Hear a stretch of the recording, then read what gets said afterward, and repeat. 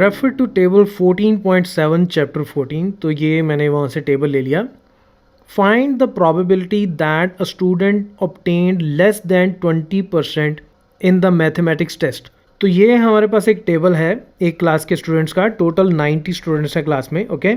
और हमें ये बोला गया है कि 7 स्टूडेंट्स ऐसे हैं जिनके मार्क्स 0 से लेके 20 तक हैं, 10 स्टूडेंट्स ऐसे हैं जिनके मार्क्स 20 से 30 तक हैं। तो ये हमें डाटा दिया हुआ है। अब हमें ये फाइंड आउट करना है कि लेस देन 20% मार्क्स लाने वाले बच्चों की प्रोबेबिलिटी क्या है। यानी कि कहने का मतलब ये है कि अगर मैं क्लास में से रैंडमली एक बच्चा पिक करूं तो क्या प्रोबेबिलिटी है कि उस बच्चे ने 20% से कम मार्क्स जो है स्कोर किए होंगे।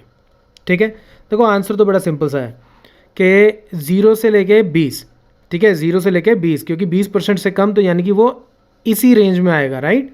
तो 7 बच्चे ऐसे हैं, तो ये मेरी फ्रीक्वेंसी होगी, यानी कि टोटल काउंट हो गया बच्चों का जिन्होंने 20% से कम मार्क्स स्कोर किए हैं। तो 7 को मैं 90 से डिवाइड करूंगा, मेरा आंसर आ जाएगा 7/90, मेरी प्रोबेबिलिटी होगी। यानी कि इतने चांसेस हैं कि मैं जो बच्चा पिक करूं वो वाला हो जिसने 20% से कम मार्क्स लिए हों।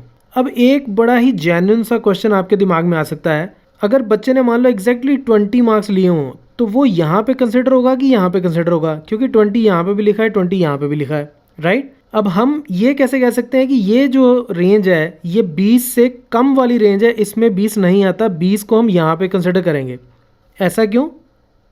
इसका बड़ा सिंपल सा लॉजिक है। देखो ये सबसे पहली रेंज, इसमें 0 है, ठीक है, इसमें 0 है, तो यानी कि पहला वाला नंबर जो है 0 और कहीं पे है, कहीं पे भी नहीं है, ठीक है। तो इसका मतलब अगर किसी बच्चे ने 0 मार्क्स स्कोर किए हों तो वो तो यहीं पे ही आएगा, इसी रेंज में, ठीक है। तो इसका मतलब ये जो पहले नंबर लिखा हुआ है ये इस रेंज में इंक्लूड होगा, और ये जो दूसरा नंबर लिखा हुआ है ये इसमें से एक्सक्लूड होगा, यानी कि ये इसमें नहीं कंसिडर होगा, ये अगले वाले में कंसिडर होगा।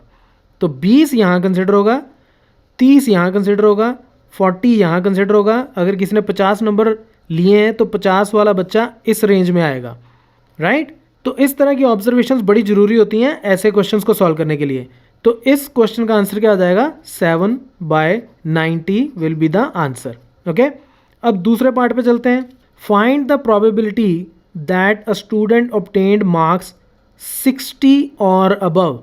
तो 60 या 60 से ज़्यादा, यानी कि 60% से ज़्यादा मार्क्स लेने वाले बच्चे जो हैं, अगर मैं एक बच्चे को रैंडमली सिलेक्ट करूं क्लास में तो क्या प्रोबेबिलिटी है कि उसने 60% या 60% से ज़्यादा मार्क्स लिए होंगे। तो सीधी सी बात है, जितने बच्चों ने 60 और 60% से ज़्यादा मार्क्स लिए हैं उनका काउंट कर लो, और वो कहाँ कहाँ आएंगे, वो यहाँ से स्टार्ट होंगे। क्योंकि मैंने जैसे पहले समझाया 60 इधर नहीं कंसिडर होगा, 60 यहाँ कंसिडर होगा, राइट। 60 इस वाले में कंसिडर होगा, यहाँ नहीं कंसिडर होगा।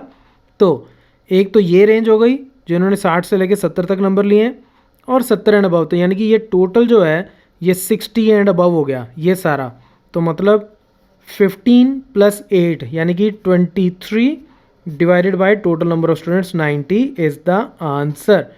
अब मैं इसको फॉर्मली भी लिख लेता हूँ। तो E1 इवेंट मेरा क्या बनता है कि मुझे एक स्टूडेंट पिक करना है जिसके मार्क्स जो हैं वो लेस देन 20% हो, ठीक है। तो इसकी प्रोबेबिलिटी क्या हो जाएगी? प्रोबेबिलिटी हो जाएगी number of students scored less than 20% marks divided by total number of students. तो वो कितना आ जाएगा?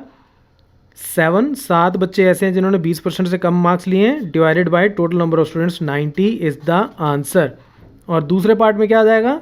मेरा E2 हो जाएगा मार्क्स ग्रेटर देन और इक्वल टू 60%, ठीक है। ये मेरा इवेंट हो गया कि मुझे एक बच्चा पिक करना है जिसके मार्क्स ग्रेटर देन और इक्वल टू 60% होंगे। तो मैं जल्दी लिख देता हूँ इसको। तो E2 मेरा कितना आ जाएगा? ऐसे कितने स्टूडेंट्स हैं? 15 + 8 divided by 90 which is equal to 23/90 is the answer. So that's it from this tutorial. Keep watching Mathemafia.